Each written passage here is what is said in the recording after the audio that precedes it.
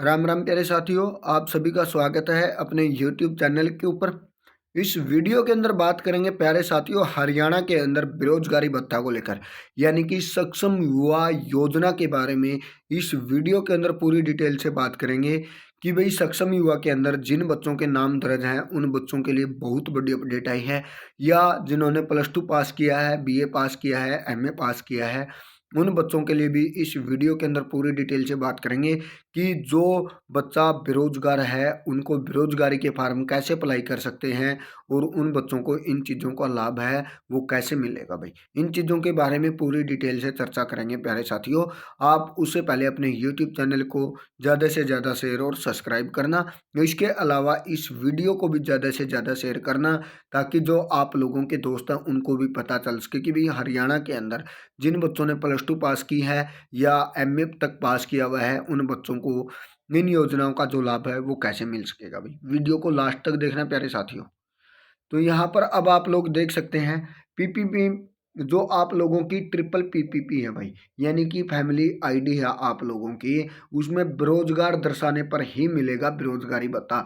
यानी कि जो आप लोगों की फैमिली आईडी है उस फैमिली आईडी के अंदर आप लोगों के नाम के सामने भाई बेरोजगारी दर्शाने पर ही आप लोगों को बेरोजगारी भत्ता है वो दिया जाएगा। अगर वहाँ पर आप लोग स्टूडेंट हैं या कुछ और ऑप्शन आप लोगों ने चूज किए हैं फैमिली आईडी के अंदर, तो आप लोगों को बेरोजगारी भत्ता है वो नहीं दिया जाएगा भाई।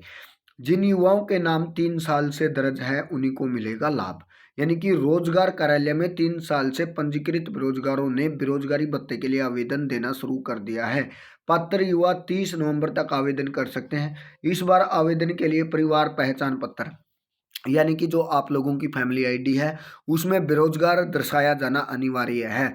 अगर फैमिली आईडी में आवेदक बेरोजगार नहीं है तो आवेदन स्वीकार नहीं होगा। हर साल 31 अक्टूबर के बाद रोजगार कार्यालय में जिन युवाओं के नाम 3 साल से पंजीकृत हैं, यदि उन्होंने रोजगार नहीं मिला है तो सरकार उन्होंने बेरोजगारी बता देती है। इसके साथ ही नए बेरोजगार युवाओं का पंजीकरण भी शुरू होता है। 1 नवंबर से 30 नवंबर तक युवा ऑनलाइन या सरल केंद्रों पर जाकर, यानी कि आप लोग अपने CSC सेंटर के ऊपर जाकर भाई, यानी कि CSC सेंटर के ऊपर जाकर आप अपने आवेदन भर सकते हैं भाई। भत्ते के लिए पात्रों को 11 कॉलम का एक शपथ पत्र देना होता है, यानी कि आप लोगों को एक शपथ पत्र देना होगा। पार्षद या सरपंच से प्रमाणित होना चाहिए।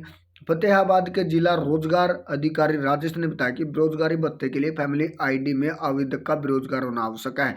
इसके के अलावा आवेदक शिक्षार्थी नहीं होना चाहिए। 16 से 31 साल के युवा आवेदन कर सकते हैं।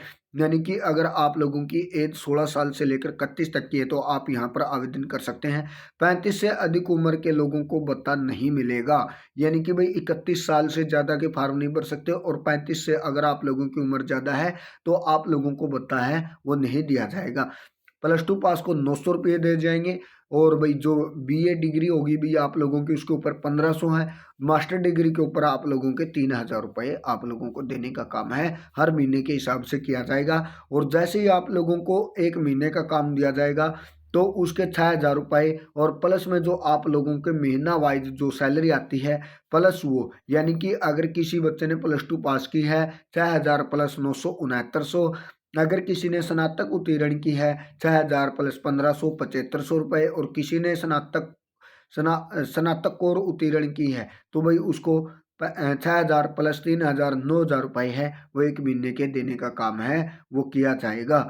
यानी कि भाई आप लोगों की फैमिली आईडी के अंदर बेरोजगारी होना जरूरी है। उसी के आधार पर आप लोगों का जो फार्म है वो फार्म भरा जा सकता है, उसके अलावा आप लोगों का जो फार्म है वो नहीं भरा जाएगा। और जिन बच्चों का नाम सस्पेंड हो चुका है भाई, शायद उनको भी मौका मिल सकता है। एक बार आप अपनी तहसील के अंदर जाकर वहां से संपर्क कर सकते हैं सक्षम विभाग ऑफिस के अंदर, यानी कि क्या पता भाई आप लोगों को भी दोबारा फार्म भरने का जो मौका है वो दिया जा सकता है, या आप लोगों का नाम दोबारा भी जुड़ सकता है। इन चीज़ों के साथ दोस्तों आप अपने टेलीग्राम चैनल को भी और यूट्यूब चैनल को भी ज़रूर ज्वाइन करना दोस्तों। Thank you and Ram Ram.